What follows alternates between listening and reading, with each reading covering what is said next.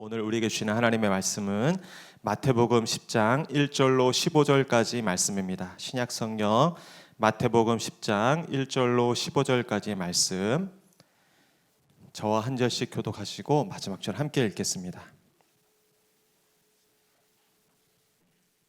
제가 1절 말씀 먼저 읽겠습니다. 예수께서 그의 12제자를 부르사 더러운 귀신을 쫓아내며 모든 병과 모든 약한 것을 고치는 권능을 주시니라. 이름은 이러하니 베드로라 하는 시몬을 비롯하여 그의 형제 안드레와 세베대 아들 야고보와 그의 형제 요한, 빌립과 바돌로메, 두마와 세리마테, 알페오의 아들 야고보와 다데오, 가나나인 시몬 및 가롯 유다 곧 예수께서 이 12를 내보내시며 명하여 이르시되 이방인의 길로도 가지 말고 사마리아인의 고을에도 들어가지 말고 오히려 이스라엘 집에 잃어버린 양에게로 가라. 가면서 전파하여 말하되 천국이 가까이 왔다 하고 병든 자를 고치며 죽은 자를 살리며 나병한 자를 깨끗하게 하며 귀신을 쫓아내되 너희가 거저 받았으니 거저 주라. 너희 전대에 금이나 은이나 동을 가지지 말고 여행을 위하여 배낭이나 두벌 옷이나 신이나 지팡이를 가지지 말라. 이는 일꾼이 자기의 먹을 걸 받는 것이 마땅. 어떤 성이나 마을에 들어가든지 그 중에 합당한 자를 찾아내어 너희가 떠나기까지 거기서 머물라. 들어가면서 평안하기를 빌라. 그 집이 이에 합당하면 너희 빈 평안이 거기 임할 것이요 만일 합당하지 아니하면 그 평안이 너희에게 돌아올 것이니라. 너희를 영접하지도 아니하고 너희 말을 듣지도 아니하거든 그 집이나 성에서 나가 너희 발에 먼지를 떨어. 함께 읽겠습니다. 내가 진실로 너희에게 이르노니 심판 날에 소돔과 고모라 땅이 그 성보다 견디기 쉬우리라. 아멘.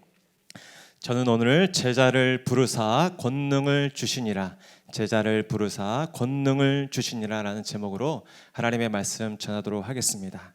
예수님의 놀라운 기적과 또 이사가 연이어서 축약되어 적혀있던 우리 마태복음 8장과 9장이 끝나면서 예수님께서 말씀하셨습니다. 추수할 것은 많은데 추수할 일꾼이 부족하구나. 너희 아버지께 추수할 일꾼을 보내달라고 기도하라 라고 예수님이 말씀하셨죠. 그리고 이제 마태복음 10장이 되었고 오늘 우리가 읽은 본문이 쭉 이어지고 있습니다. 오늘 본문의 주제는 그래서 9장 마지막 부분과 연이어서 그 추수할 일꾼 누굽니까? 바로 제자, 예수님의 제자에 관한 말씀이 이어지고 있습니다. 그래서 특별히 예수님께서 마태복음에는 4번의 긴 설교를 하셨는데 이 산상수훈 말씀에 이어서 두 번째 긴 설교, 제자도에 대한 말씀을 특별히 마태복음 10장에 걸쳐서 우리에게 전해주고 있습니다. 오늘 본문의 주제는 제자입니다. 제자는 누구고 제자에게는 어떠한 사명과 또 약속이 주어졌는지를 우리에게 가르쳐주고 있는 것이죠. 오늘 말씀을 통해서 우리가 예수님의 부름받은 제자인 것을 깨닫고 또 그 제자의 삶을 새롭게 결단하는 이 밤 될 수 있기를 축복합니다. 오늘 말씀의 결론을 말씀드리면 예수님은 제자들을 먼저 부르시고 그들에게 권능을 주셔서 그들을 세상 가운데 보내신다라는 것입니다. 여러분, 그러니까 달리 얘기하면 제자는 누굽니까? 예수님의 부르심을 받고 또 예수님께 권능을 받아 세상에 보냄받은 자, 그가 바로 제자라는 것입니다. 우리 먼저 1절 말씀 저와 한번 같이 읽도록 하겠습니다. 시작. 예수께서 그의 12제자를 부르사 더러운 귀신을 쫓아내며 모든 병과 모든 약한 것을 고치는 권능을 주시니라. 아멘. 먼저 예수님께서는 오늘 제자들을 부르셨다라는 것입니다. 예수님의 사역의 정점은 무엇이겠습니까? 예수님의 사역의 정점은 뭐니 해도 십자가겠죠. 그러나 여러분, 십자가만을 위해 오셨다면 예수님은 공생의 3년간 그렇게 시간을 끌 필요가 없으셨을 것입니다. 예수님은 공생의 기간에 딱 하루만 있어도 그 십자가의 사건을 이루셨을 것이에요. 그러나 예수님이 왜 3년 동안 이 땅에 머무면서 그 공생의 기간을 보내셨습니까? 그것은 다름 아니라 예수님께서 이 12제자를 부르시고 그 제자를 양육하는 일을 하셔야 했기 때문입니다. 예수님의 이 핵심 사역은 십자가였지만 예수님의 공생의 전체에 가장 주요된 또 사역 역시 이 제자를 세우고 양육하는 일이었다라는 것입니다. 당시 수많은 무리가 예수님 주변에 있었지만 예수님은 따로 이 12제자를 특별히 부르셨습니다. 예수님의 관심과 초점은 언제나 이 제자들에게 있었던 것입니다. 예수님이 무리를 보시면서 불쌍히 여기기도 하셨고 또 군중들을 무시한 것은 아니지만 예수님의 그 초점은 언제나 12제자에게 있었던 것입니다. 제자라는 말을 원어적으로 살펴보면 배우다라는 그 뜻으로부터 파생된 단어입니다. 그러니 무슨 말이겠습니까? 제자는 배우는 사람이고 예수의 제자는 예수님께 배우는 사람들, 그 사람들이 바로 예수의 제자라는 것입니다. 예수님께서는 이 땅에 오셔서 자신이 누구신지, 그리고 천국이 무엇인지, 그리고 진정한 이 구원이 무엇인지를 제자들을 택하시고 그들을 부르셔서 그들에게 잘 가르쳐 주길 원하셨던 것입니다. 그래서 제자들은 이 공생의 기간 동안 예수님 곁에서 그분의 말과 그분의 표정과 그분의 일거수일투족을 다 지켜보면서 예수님과 동고동락하며 예수님을 배우고 또 천국을 배우고 믿음을 배우고 구원을 배웠던 것입니다. 저는 그런 의미에서 여기 계신 모든 분들이 그저 무리 중에 한 사람, 군중 중에 한 사람이 아니라 예수님의 제자로 부름받아 선택되기를 축복합니다. 저 여러분들이 그저 우리가 교인이라는 것에 안주하는 것이 아니라 예수님의 제자라는 것을 깨닫고 그 제자의 삶을 살 수 있기를 축복합니다. 예수님은 오늘도 교인을 찾는 것이 아니라 제자를 찾고 있기 때문입니다.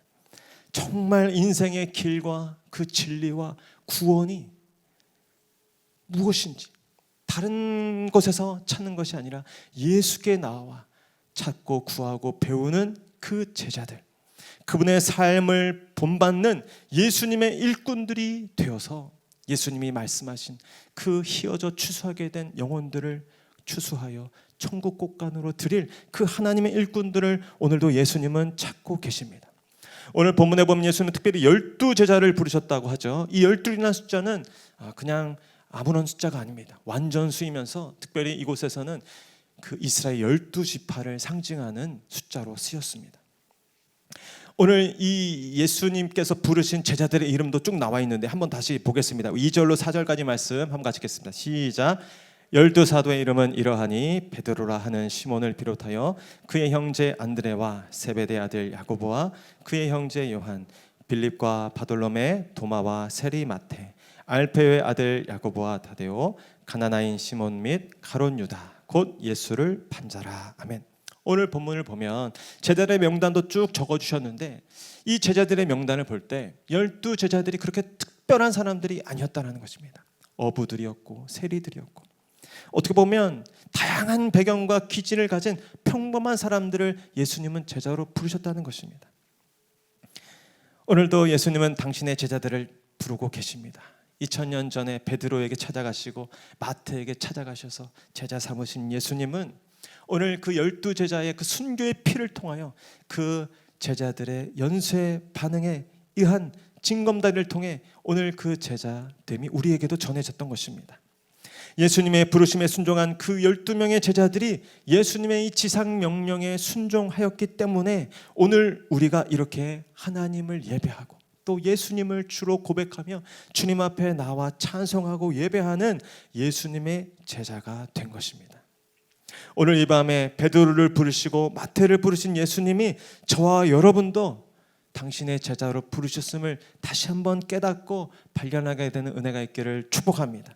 예수께서 마지막 12제자에게 하신 말씀이 무엇입니까? 마태복음 28장 19절 20절 한번 같이 읽어볼까요? 시작.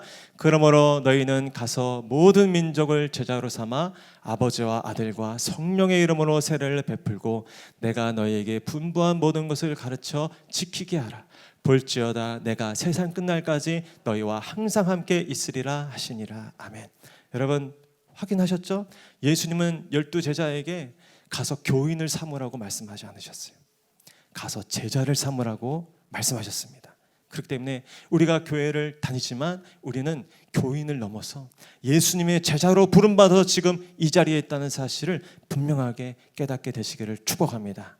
옆에 분들에게 말씀했어요. 당신은 예수님의 제자입니다. 여러분, 이 사실을 깨닫는 것이 큰 축복인 것이, 왜냐하면 예수님은 그 부르신 제자들에게 당신의 권능을 나눠주시기 때문입니다. 우리 1절 말씀 한 번 더 같이 읽겠습니다. 시작. 예수께서 그의 12 제자를 부르사 더러운 귀신을 쫓아내며 모든 병과 모든 약한 것을 고치는 권능을 주시니라. 아멘. 여러분, 제자들은 모든 것을 버려두고 예수님께 즉각적으로 순종하여 부르심에 따랐습니다. 예수님 부르신 자들은 아까 살펴본 것처럼 특별할 것이 없는 평범한 사람들이었어요. 어떻게 보면 당시 사회에서 평균에 속하지도 못하는 그런 사람들이었어요. 그러나 예수님께는 그런 것이 아무런 문제가 되지 않았습니다. 예수님은 그의 제자들을 부르실 뿐 아니라 또한 그들에게 당신의 권능을 부여하시기 때문입니다. 지난 8장 9장에서 예수님은 놀라운 기적과 치유를 행하셨습니다. 나병 환자에게 손을 대어 깨끗하게 하셨고, 백부장의 하인을 말씀 한마디로 고치셨습니다. 풍랑이 있는 바다를 잠잠케 하셨고, 또 귀신 들린 그 무덤에 사던 그 2사람의 귀신을 깨끗이 내쫓아 주셨습니다. 한 관리의 죽은 딸도 살려주시고, 눈 못 보던 자의 눈을 뜨게 하시고, 말 못하던 벙어리의 입도 열어주신 분이 바로 예수님이죠. 그리고 오늘 예수님이 오늘 10장을 우리에게 주신 것은 예수님이 이제 그 일들을 자신뿐 아니라 자신의 제자들을 통해서 하시길 원하신다는 것을 우리에게 가르쳐 주시기 위함이십니다. 예수님이 당신께서 하셨던 그 일을 이제 나는 나의 제자들을 통해서 여전히 행하고 싶다라고 예수님이 그 권세와 권능을 제자들에게 나눠주신 것입니다. 어떠한 권능을 주셨습니까? 더러운 귀신을 쫓아내며 모든 병과 모든 약한 것을 고치는 권능을 주셨습니다. 절대 하시죠. 더러운 귀신을 쫓아내며 모든 병과 모든 약한 것을 고치는 권능, 이 권능을 주실 줄로 믿습니다. 제자들에게 이 권능을 주신 것입니다. 예수님은 오늘날에도 예수님의 부르심에 순종하여 예수님을 주로 섬기며 그분의 제자로 나선 당신의 제자들에게 동일하게 이 권능을 주시는 분이신 줄 믿으시기 바랍니다. 여러분, 그러나 우리가 한 가지 주의할 것이 있어요. 예수님의 이 권능을 하나님께서 예수님을 믿는 자들에게 오늘도 주시는데, 이 권능을 육신적인 어떤 질병이나 특정한 귀신 들림의 현상 가운데 국한해서 축소시켜서 바라봐서는 안 된다라는 것입니다. 물론 육체적인 그런 귀신 들림의 현상에서 또 병과 약함에서 고치는 권능을 주시지만, 예수님께서 주신 이 권능은 훨씬 더 폭넓고 훨씬 더 강력한 권능입니다. 오늘 귀신 들린 사람의 모습을 흔히 보기 쉽지 않고, 또 워낙 병원과 이런 치료시설들이 잘 되어 있어서 과연 예수님께서 제자들에게 주시는 이 권능이 오늘날에도 어떤 의미가 있을까 싶지만 그렇지 않습니다. 오늘날 이 더러운 귀신의 역사는 단지 거품을 물게 하고 또 사람으로 하여금 요상한 행동을 하게 하는 수준을 넘어서 매우 다양하고 또 매우 폭넓게, 때로는 문화의 이름으로, 때로는 사회현상의 이름으로 우리 가운데 나타나고 있습니다. 가정이 무너지고 있고 학교가 병들고 있습니다. 사회 곳곳에서 사람의 생명보다도 돈의 가치가 우선되는 그 현상들, 그 배후에 다 이 귀신들이 역사하고 있는 것이 아니면 무엇이겠습니까? 뉴스를 보면 부모가 생떼 같은 2 자녀를 살해했다는 소식, 회사의 어떤 직원이 기계에 빨려 들어가는 사고로 목숨을 잃었는데 아무렇지도 않게 그 현장을 천으로 가리고 다음날 동료들을 출근시켜서 그 제품을 계속해서 생산하겠던 회사의 모습. 오늘도 북한은 그 탄도미사일을 이 동해상에 떨어뜨리면서 이 한반도의 온갖 두려움과 공포를 야기시키고 있습니다. 이 더러운 귀신의 역사는 오늘날 더욱 교묘한 방식으로 사람들의 생각과 마음을 미혹하고 교란시켜서 우리의 소중한 가정을 깨트리고 또 직장과 또 이 학교와 사회를 분노와 폭력이 얼룩진 공간으로, 음란이 가득한 공간으로, 또 돈에 대한 숭배만이 가득한 지옥으로 만들려고 하고 있습니다. 우리의 자녀들이 친구들을 우정의 대상으로 바라보는 것이 아니라 내 출세와 내 성공을 위해서 짓밟고 또 뿌리쳐야 하는 대상으로 바라보게 하고 있습니다. 그 현상 뒤에 귀신의 역사가 있는 것입니다. 사람을 돈벌이의 수단으로 여기고 그저 쾌락의 도구로 여기고 사람의 존엄성을 해치는 모든 사회 곳곳 그 현상과 그 질서에 귀신의 역사가 도사리고 있는 것입니다. 예수님은 이처럼 더러운 영에 의해서 병들고 아파하는 세상을 위해 당신의 제자들을 부르셨고 그 권능을 주셨던 것입니다. 예수님을 믿고 그분의 제자가 되면 이 귀신을 내쫓고 모든 병과 모든 약한 것을 고치는 권능을 주신다는 사실을 이 밤에 믿으시기를 축복합니다. 이 말씀 그대로 믿으시기를 바랍니다. 제가 이 말씀을 믿는데 저도 사실 조금 갸우뚱한 거예요. 제가 그렇게 특별히 귀신을 내쫓다거나 어떤 신유를 행했다거나 적이 없는데 이 권능이 과연 내게 임했을까? 근데 생각해 보니까 이 권능이 이미 나에게 임했더라고요. 저를 따라하세요. 선포하세요. 이미 나에게 임했습니다. 권능이 있습니다. 여러분 믿으시기 바랍니다. 제가 어떻게 확신하게 됐냐면 말씀을 준비하다 보니까 이미 먼저 그 권능이 내게 임해서 나를 변화시켰더라고요. 여러분들 저를 여기서 이렇게 멀쩡히 보기에는 아주 괜찮은 사람처럼 보이죠? 딱 10년, 20년 전만 돌아가 보십시오. 아주 형편없고 제가 얼마나 그렇게 모질게 부모님의 마음을 썩이고 또 우리 부모님이 갑자기 이 교회를 개척한다는 일에 얼마나 반발을 하고 얼마나 그를 개탄스럽게 여겼는지 몰라요. 하나님을 업신여기고 조롱하고 하나님께 아주 불손했던 제가 예수님을 만나고 성령이 임하자 완전히 그 하나님 앞에 꼬꾸라지는 거예요. 그리고 지금 내가 목사가 됐잖아요. 생각해보면 놀라운 변화입니다. 제 이 실체를 모르시는 분들은 잘 와닿지 않겠지만 저희 어머니께 한번 물어보시면 알게 되실 겁니다. 뿐만 아니라 제 모든 생활 태도도 놀라운 변화가 있었어요. 부모님께 대했던 그 상한 마음과 그 누구도 고칠 수 없을 것 같았던 그 태도를 단번에 고쳐주셨어요. 부모님이 그렇게 불쌍해 보이시고 그렇게 부모님이 존경스러워 보이시고 또 형제 자매들에 대한 그 미움, 그 갈등이 점점 눈 녹듯이 미안해지고 오히려 정말 진정으로 사랑하게 되는 그 놀라운 변화가 이미 제 안에 가장 먼저 시작됐더라고요. 제가 깨달았어요. 그 권능이 이미 나에게 임했구나. 지금 나에게 있구나. 여러분 그 권능이 예수 믿는 저와 여러분들에게 이미 부어진 줄 믿으시길 바랍니다. 예수 이름 믿을 때 성령이 임했잖아요. 여러분 성령이 어떤 권능보다 강력한 권능인 줄로 믿습니다. 귀신을 내쫓는 게 문제가 아니라 모든 병과 약한 것을 고치는 것이 문제가 아니라 이 세상을 변화시키는 놀라운 권세와 권능이 예수 믿는 저와 여러분에게 주어진 줄 믿으시길 바랍니다. 한 가지 또 고민은 뭐냐면 그러나 현재 오늘 우리에게 이 권능이 잘 나타나지 않는 것처럼 느끼고 생각하는 이유는 무엇일까? 그것은 바로 예수님이 이 권능을 주신 이유가 단지 제자들을 위한 것이 아니라 그 권능이 필요한 곳으로 우리 제자들을 보내셨기 때문입니다. 우리 5절로 8절까지 말씀 이어서 한번 같이 읽겠습니다. 시작. 예수께서 이 12를 내보내시며 명하여 이르시되 이방인의 길로도 가지 말고 사마리아인의 고을에도 들어가지 말고 오히려 이스라엘 집에 잃어버린 양에게로 가라. 가면서 전파하여 말하되 천국이 가까이 왔다 하고 병든 자를 고치며 죽은 자를 살리며 나병 환자를 깨끗하게 하며 귀신을 쫓아내되 너희가 거저 받았으니 거저 주라. 아멘. 여러분 무엇입니까? 예수님은 제자들에게 권능을 주시고 또한 세상으로 내보내신다라는 것입니다. 오늘 예수님께서 이렇게 말씀, 예수께서 이 12를 내보내시며 예수님이 제자들에게 권능을 주신 것은 단지 제자들 자신만을 위한 것이 아니었습니다. 그들의 명성을 위한 것이 아니었습니다. 예수님은 제자들이 예수님의 권능을 가지고 실제적으로 그 힘과 능력이 필요한 곳에 나아가 천국을 전파하라고 예수를 증거하라고 그 권능을 주신 것입니다. 어떻게 보면 권능은 그래서 도구에 지나지 않는 거예요. 너무 권능에 목맬 필요도 없는 것이죠. 우리가 예수님의 권능을 받기 원한다면 우리는 천국이 전파되어야 하는 곳에 예수가 증거되어야 하는 곳에 나아가면 될 줄로 믿습니다. 어쩌면 이 권능은 그래서 이 예배당보다는 이 예배당 바깥에서 더 진가가 발휘되는 능력이에요.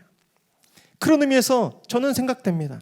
목회자인 저보다 여러분들에게 이 권능이 더욱 필요하고 여러분들을 통해서 이 권능이 더욱 왕성하게 또 강력하게 나타날 줄로 믿습니다.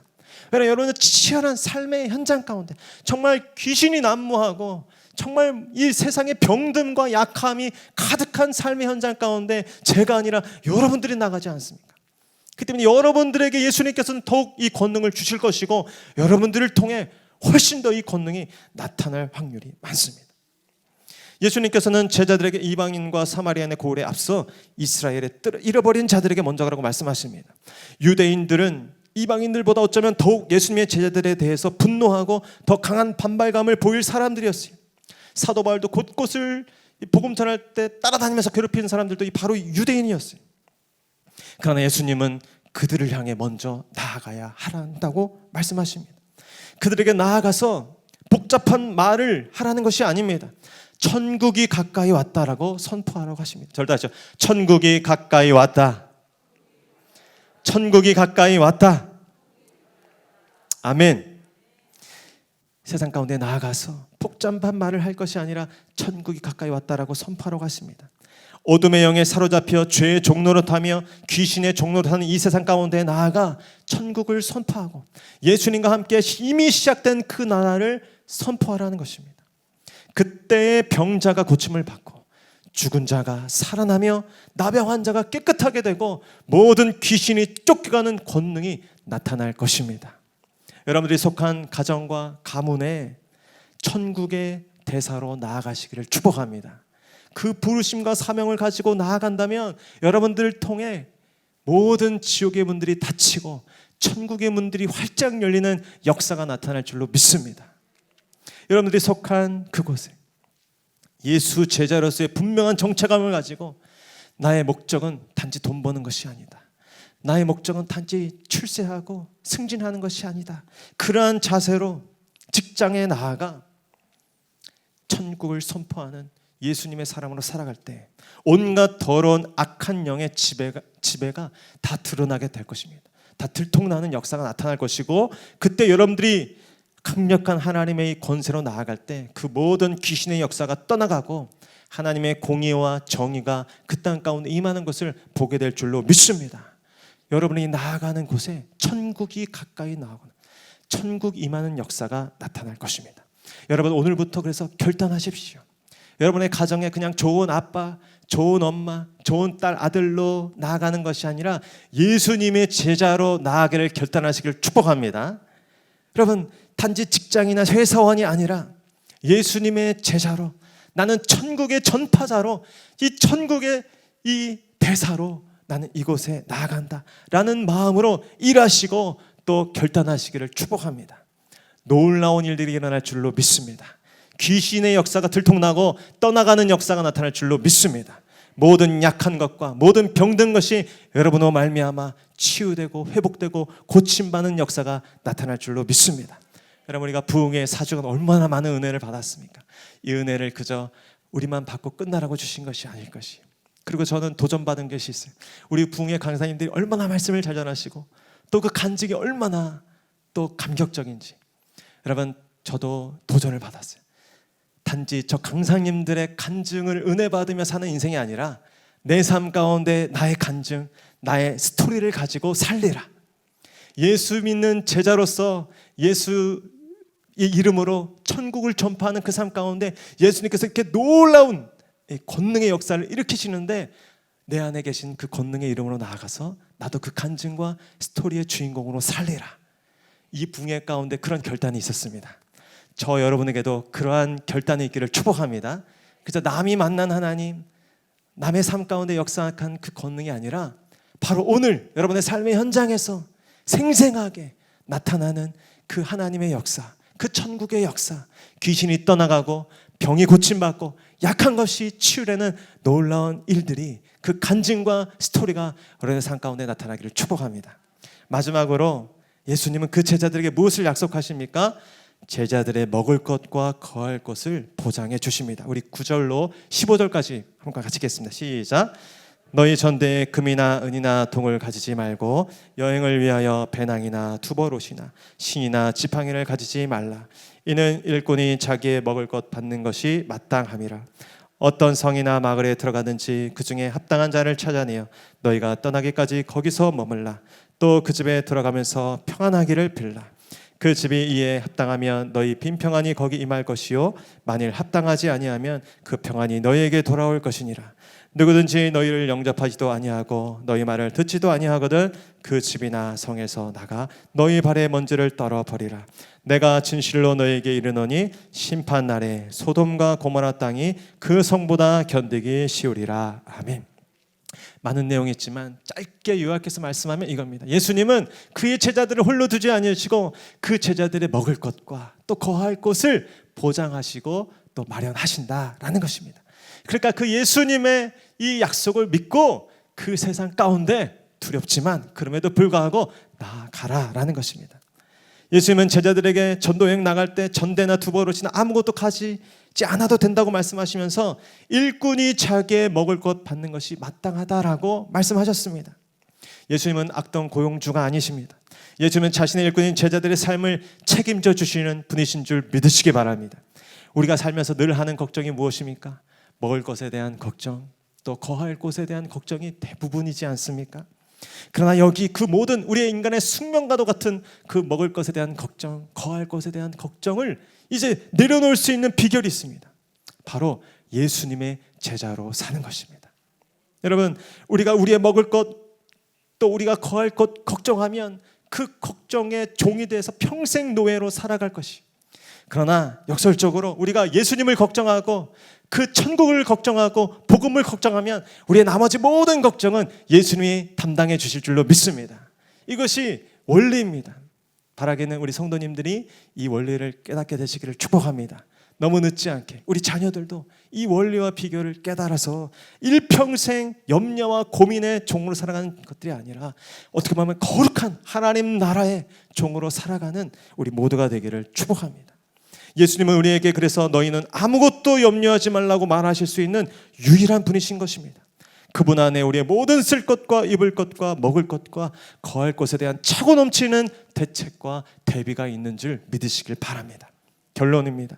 오늘도 우리 예수님은 군중이나 무리가 아니라 제자를 찾고 계십니다. 예수님은 교인이 아니라 제자를 보기를 원하십니다. 우리는 12사도의 그 순교의 열매로 오늘날 예수님의 제자로 부름받은 사람들입니다. 그리고 예수님은 그 제자들에게 권능을 주셨다는 사실을 기억하십시오. 더러운 귀신을 내쫓고 모든 병과 모든 약한을 고치는 그 권능이 이미 여러분의 삶 가운데 주어졌음을 믿으시기 바랍니다.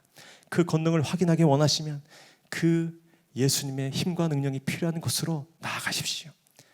친한 사람들, 가까운 사람들, 편한 사람들 가운데 머물러 있지 마시고 때로는 정말 낯설지만 정말 예수님의 그 권능이 필요한 자리 가운데 여러분의 눈을 들어서 여러분의 발걸음을 옮기셔서 나아가실 수 있는 용기가 있기를 축복합니다. 그러면 정말 여러분 안에 계신 성령님이 얼마나 강력한 분이신지, 여러분에게 주신 그 하나님의 자녀의 권세가 얼마나 놀라운 것인지를 깨닫게 될 줄로 믿습니다. 언젠가 우리가 다시 만나서 이곳에서 그렇게 우리를 사용하시고 우리 가운데 일하신 그 하나님을 간증하고 나누는 놀라운 우리들의 삶이 될 수 있기를 축복합니다. 우리 한번 같이 찬송하고 기도하기를 원합니다.